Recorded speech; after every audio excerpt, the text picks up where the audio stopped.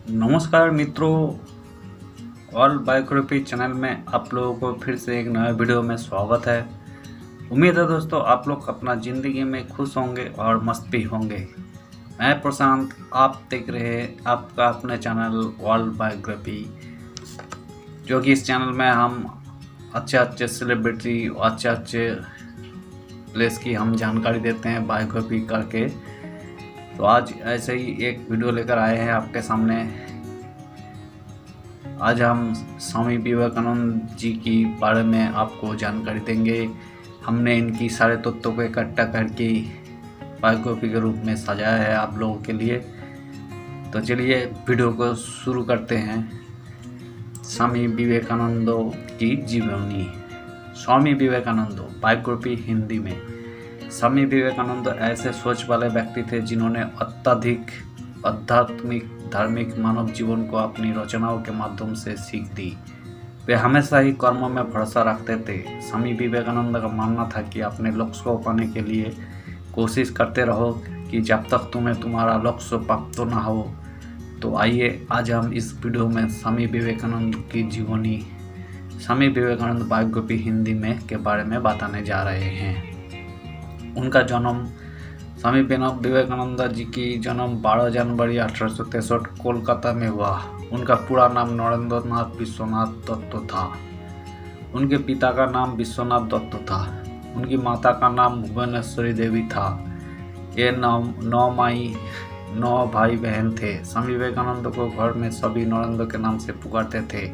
विवेकानंद के पिता Kolkata high court में प्रतिष्ठित और सफल वकील थे, जिनके वकालत की काफ़ी चर्चा हुआ करते थे। उनकी अंग्रेजी और फारसी दोनों भाषाओं पर अच्छी पकड़ थी। स्वामी विवेकानंद के माता, जो कि एक धार्मिक विचारों वाली महिला थी, उन्हें धार्मिक ग्रंथों जैसे रामायण और महाभारत का अच्छा ज्ञान प्राप्त था। उनकी माता साथ ही एक प्रतिभाशाली और बुद्धिमान महिला भी थी, जिन्हें अंग्रेजी भाषा का ज्ञान था। अपने माता पिता की अच्छी परवरिश और संस्कारों के कारण अपने जीवन में उच्च कोटि की सोच मिली। उनका मानना था कि अपने लक्ष्यों को पाने के लिए कोशिश करते रहो कि जब तक तुम्हें तुम्हारा लक्ष्य प्राप्त ना हो। शिक्षा। 1871 में नरेंद्र नाथ जी का ईश्वर चंद्र विद्यासागर के मेट्रोपॉलिटन संस्थान में एडमिशन करवाया गया।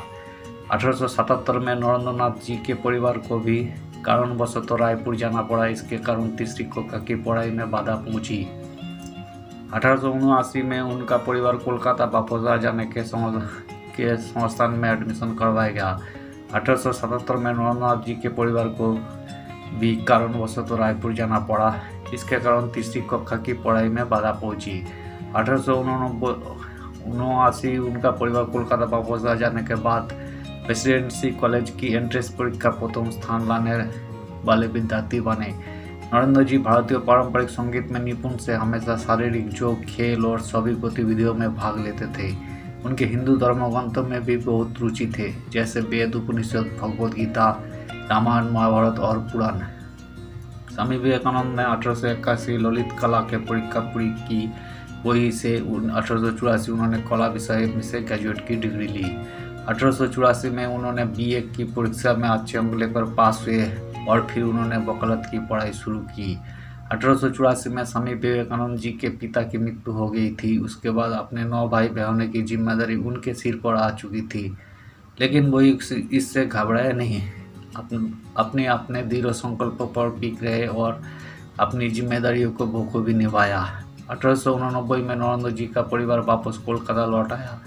अपनी तेज बुद्धि के कारण ने एक बार फिर स्कूल में एडमिशन मिला और उन्हें 3 साल का कोर्स 1 साल में ही पूरा किया।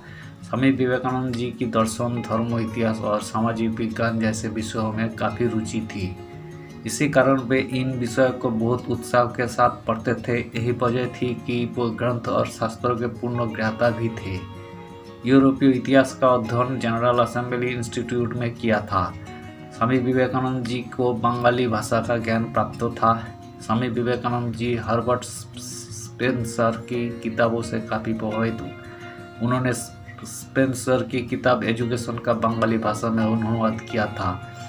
स्वामी विवेकानंद जी को उनके गुरुओं से भी काफ़ी प्रशंसा मिलती थी, इसलिए उन्हें सूत्रधर भी कहा गया है। स्वामी विवेकानंद जी की रामकृष्ण परमहंस जी से मुलाकात। स्वामी विवेकानंद जी बचपन से ही बड़े ही जिज्ञासा प्रवृत्ति वाले व्यक्ति थे, जिसके चलते उन्होंने एक बार महर्षि देवेंद्रनाथ से सवाल पूछा कि क्या आपने कभी ईश्वर को देखा है। स्वामी जी के इस सवाल से महर्षि जी को आश्चर्य हुआ और उन्होंने स्वामी जी के जिज्ञासा को शांत करने के लिए रामकृष्ण परमहंस के पास जाने की सलाह दी। इसके बाद स्वामी विवेकानंद जी ने रामकृष्ण परमहंस को अपना गुरु मान लिया और उन्हीं के बताए मार्ग पर चलने लगे। विवेकानंद जी रामकृष्ण परमहंस से इतने प्रभावित हुए कि उन्हें मन में अपने गुरु के प्रति कर्तव्य निष्ठा और श्रद्धा बढ़ती चली गई। 1885 में रामकृष्ण परमहंस कैंसर से पीड़ित हो गया, जिसके बाद विवेकानंद जी ने अपने गुरु की सेवा की। इसी तरह उनका रिश्ता और भी गहरा होता चला गया।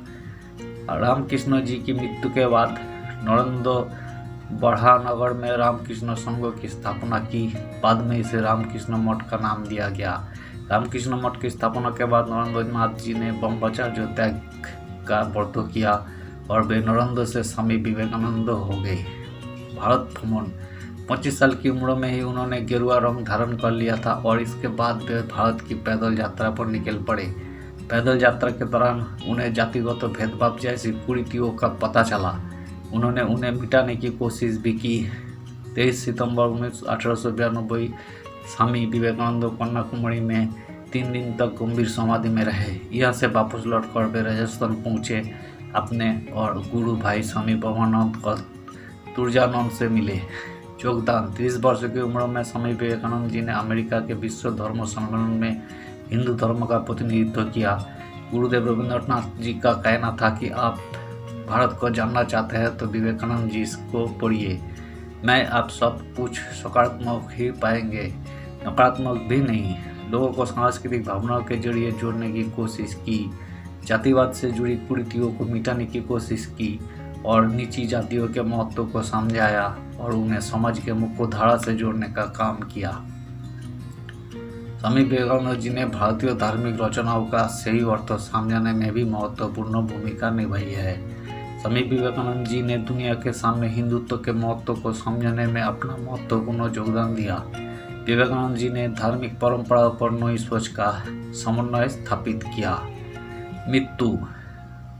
स्वामी विवेकानंद जी की मृत्यु 4 जुलाई 1902 को 39 साल की उम्र में ही स्वामी विवेकानंद जी की मृत्यु हो गई।